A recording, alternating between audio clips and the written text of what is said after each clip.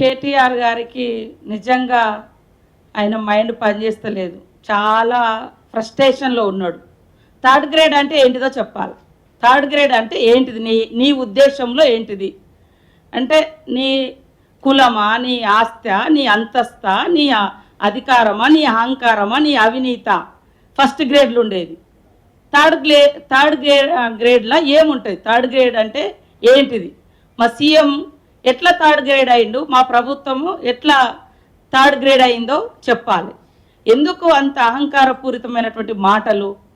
ఈరోజు ఏదో సల్లకచ్చి ముంత దాచుకున్నట్టుగా బీజేపీకి సపోర్ట్ చేస్తామని చెప్పకుండా రేవంత్ రెడ్డి గారు పెట్టిన క్యాండిడేటు లేదా థర్డ్ గ్రేడ్ ప్రభుత్వం పెట్టిన క్యాండిడేటు థర్డ్ గ్రేడ్ పర్సన్ పెట్టింది. అసలు నీ దట్టి మైండ్ అయ్యా.